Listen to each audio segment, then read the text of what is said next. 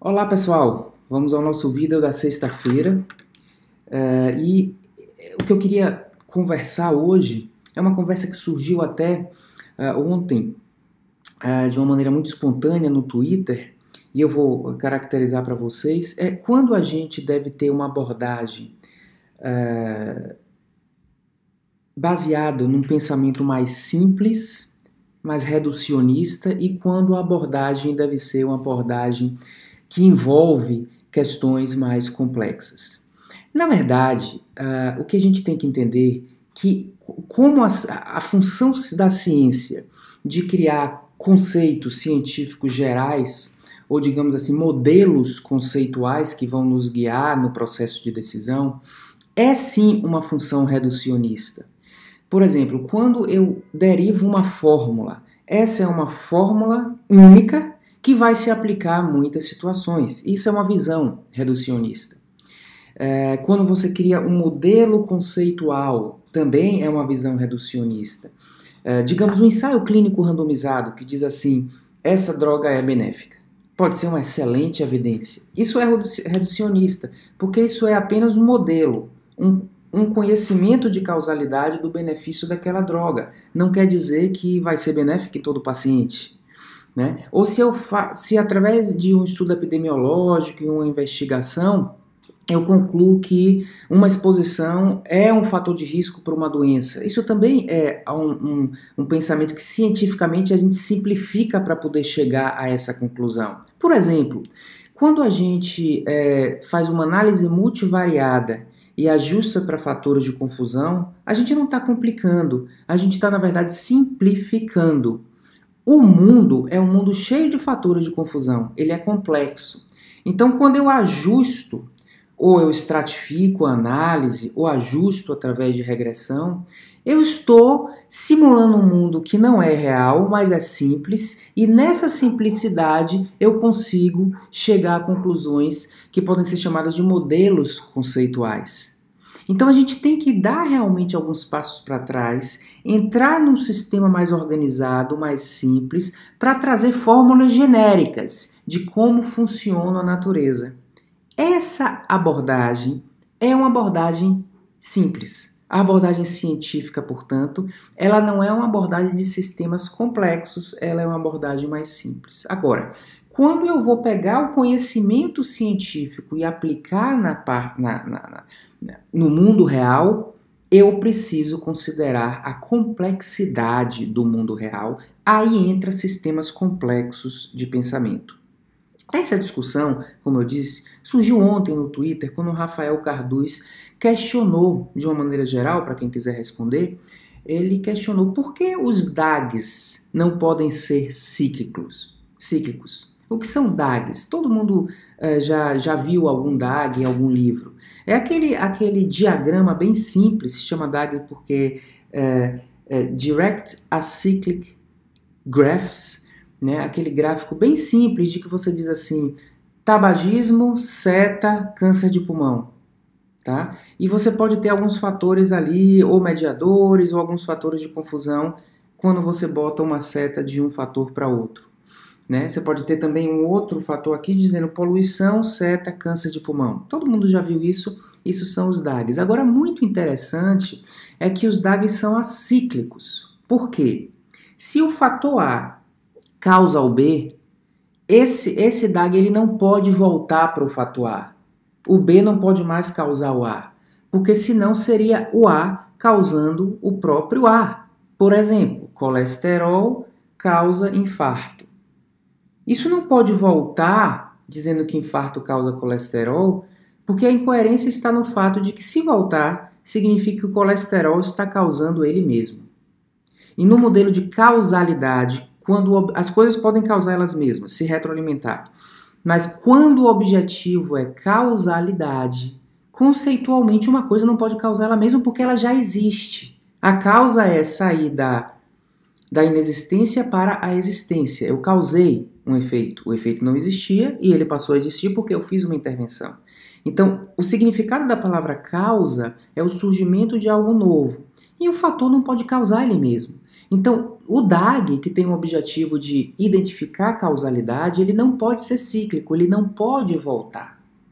Porque senão a gente está incoerente no nosso modelo de explicação de como o mundo funciona.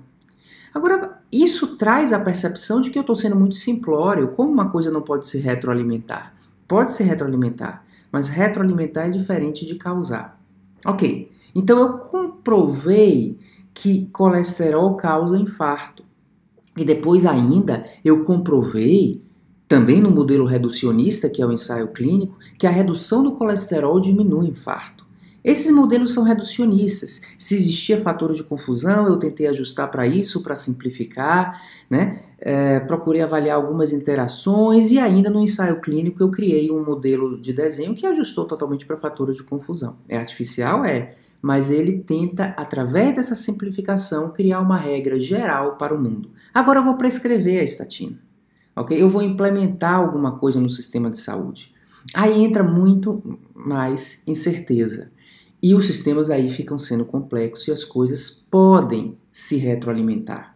As coisas podem ser contraintuitivas, né? Eu posso fazer uma ação na espera de um efeito benéfico e vir uma consequência não intencional grande, né? Então aí a gente tem que pensar nessas questões. E aí entra no sistema complexo, quando a gente está pensando mais no mundo real, você não utiliza mais gráfico acíclico, as coisas podem voltar.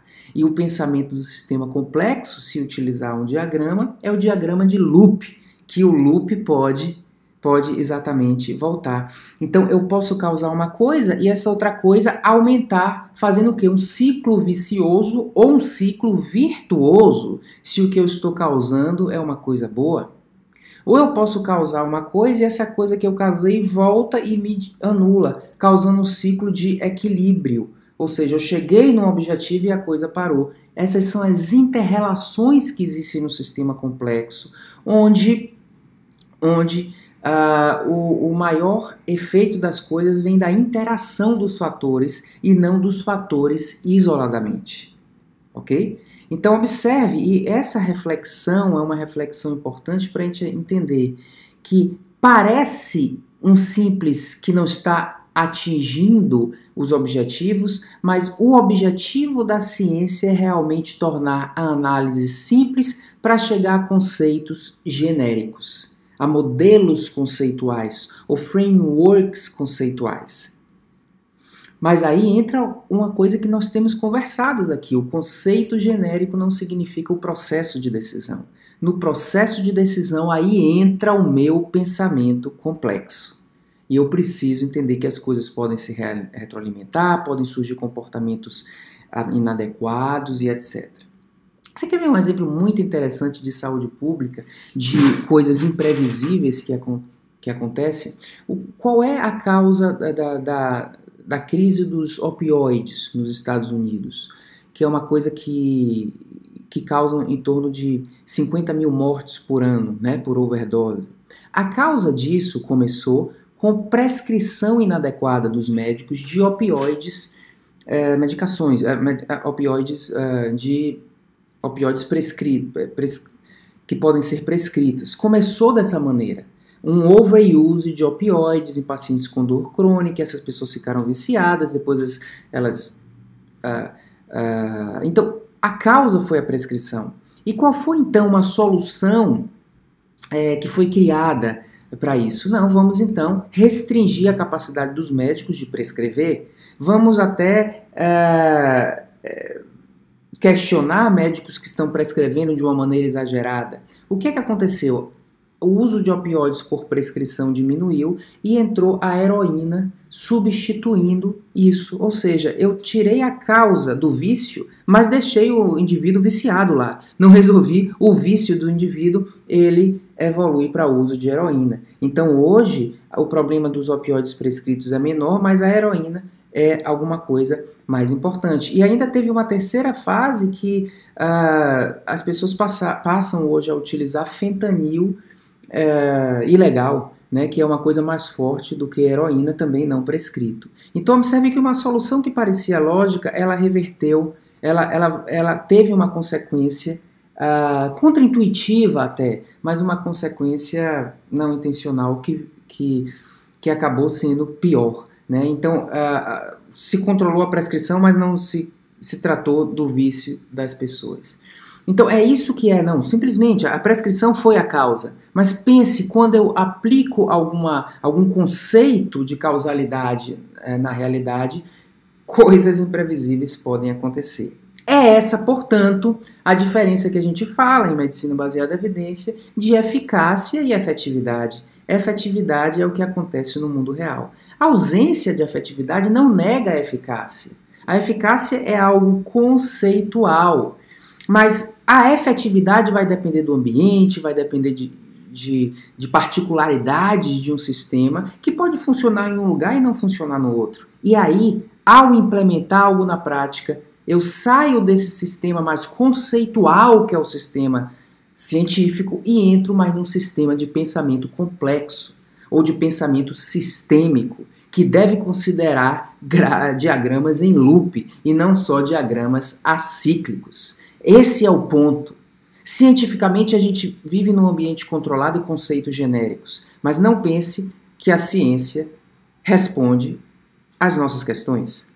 E às vezes as pessoas se equivocam dizendo: eu tenho que confiar na ciência, como se a ciência me dissesse a decisão. Não, a decisão é algo mais complexo. Vamos para o sistema de saúde.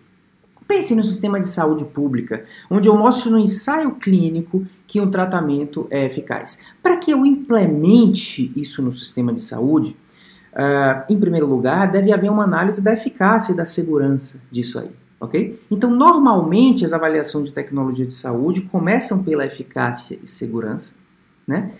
E depois analisam custo-efetividade. E dizem, isso aqui que é eficaz, pode ser custo-efetiva, vamos então implementar. O que foi que faltou? Observe que nessa análise tradicional de avaliação de tecnologia de saúde, e eu estava conversando isso no Conitec ontem, a gente pula uma etapa essencial. A gente sai da eficácia, avalia custo-efetividade sem avaliar adequadamente efetividade. Existem coisas que a efetividade não são muito duvidosas, mas outras são muito duvidosas. Depende muito do sistema de saúde e das consequências intencionais e não intencionais. Depende do comportamento das pessoas e comportamentos que surgem eventualmente de uma maneira inesperada, e os comportamentos surgem sozinhos. Então é algo que a gente tem que pensar, e ao fazer uma análise de tecnologia em saúde, essa não contém análise de sistemas complexos. Como fazer isso? Começa através disso, desses diagramas em loop que vão levar a modelos probabilísticos que estimam a probabilidade daquilo funcionar na prática. E é muito importante que, pensando em termos de sistemas complexos, a gente seja capaz de adotar e observar e ver como é que a coisa está acontecendo para modificar na medida em que isso não aconteça da maneira adequada. Isso se parece com o quê? Isso se parece com a clínica do dia a dia. Isso se parece com a atividade clínica também. Veja que eu comecei falando da atividade de saúde pública, mas a atividade do clínico também deve contemplar esse tipo de pensamento. Eu não estou pedindo para o clínico fazer um modelo probabilístico de complexidade para cada paciente, mas o clínico tem que entender que a decisão individual não é a cópia do conceito científico. Ela deve considerar uma série de características clínicas do paciente, valores e preferências e características do ecossistema que aquele paciente está inserido também, para a gente saber se aquilo vai funcionar como desejado, mesmo que aquilo tenha uma propriedade intrínseca, conceito de eficácia, de benefício.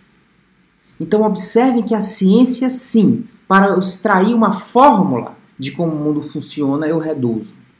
Isso não significa que eu sou reducionista na decisão. Eu amplio e torno mais complexo o processo de decisão. E nesse momento que você sai do simples conceitual para o complexo da aplicação, que surge a arte médica, a arte do processo de decisão. Medicina baseada em evidências não é evidenciomania. Também a evidência não é achismo, o sentimento de que aquilo funciona. Medicina é a junção da probabilidade reducionista com um sistema complexo mais incerto ainda. Portanto, uma coisa não antagoniza a outra. O simples não é contra o complexo. Pelo contrário, eles se complementam. Para chegar no complexo, eu tenho definitivamente que começar, gente, pelo simples. E essa é a mensagem de hoje. Reflitam e entrem no Twitter e vejam um pouco dessa discussão que aconteceu ontem com o Rafael, que acho que pode ser bem ilustrativa também em relação a essa fala. O simples e o complexo, ambos têm valor, cada um na sua hora.